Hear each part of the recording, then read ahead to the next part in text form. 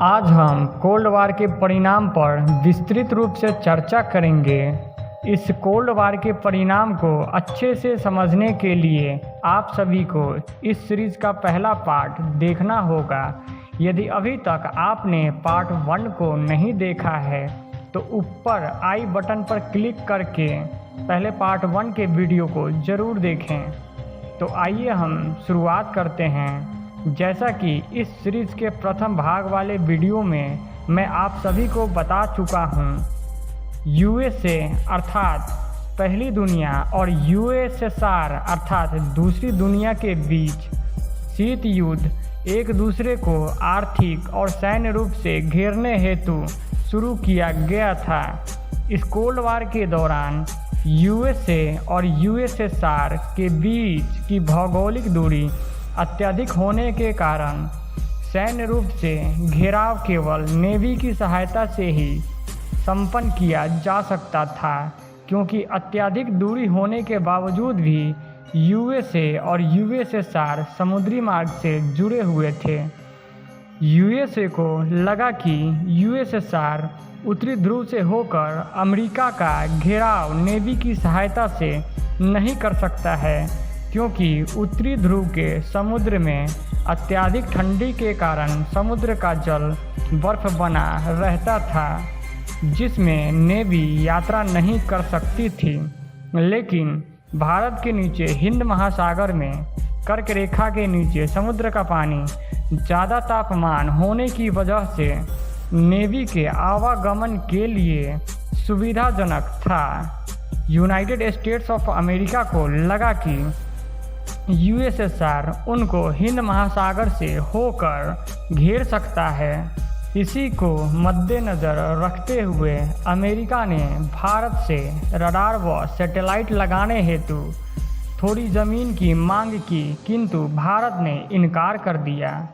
इस कारण United states of America USA ने श्रीलंका को कुछ पैसे देकर उसका हम्बनटोटा नामक बंदरगाह किराए पर ले लिया और वहां पर अपना रडार व सैटेलाइट को लगाया। अब यूएसएसआर ने भारत के मौजूदा प्रधानमंत्री श्रीमती इंदिरा गांधी से श्रीलंका से यूएसए का रडार व सैटेलाइट हटाने के लिए मदद मांगी और बदले में भविष्य में भारत का आजीवन सहयोग देने का वायदा किया। इंदिरा गांधी ने गुप्त रूप से यूएसएसआर के इस प्रस्ताव पर काम करना शुरू किया और तमिलनाडु के लोगों के सहयोग से श्रीलंका में लिट्टे अर्थात liberation tigers of Tamil and Eelam नामक एक विद्रोही संगठन को खड़ा कर दिया, जो श्रीलंका को 2 भागों में विभाजित करने की मांग करने लगा और इसके लिए खून खराबा भी शुरू कर दिया।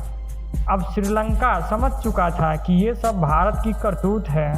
अब लाचार श्रीलंका ने अपने देश से यूएसए का सैटेलाइट और रडार हटवाने के लिए मजबूर कर दिया और अंततः अमेरिका को श्रीलंका से अपना रडार और सैटेलाइट सिस्टम को हटाना पड़ा।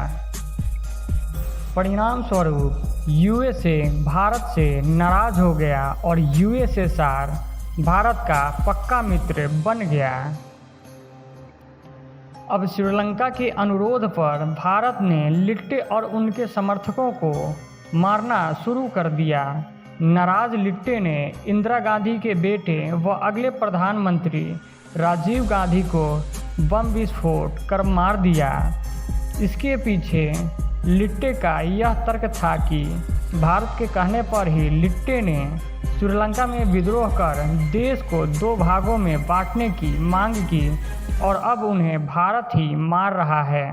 अंततः हम यह निष्कर्ष निकाल सकते हैं कि श्रीलंका में लिट्टे अर्थात liberation tigers of Tamil and Eelam नामक विद्रोही संगठन कोल्ड वार अर्थात शीत युद्ध की ही देन है।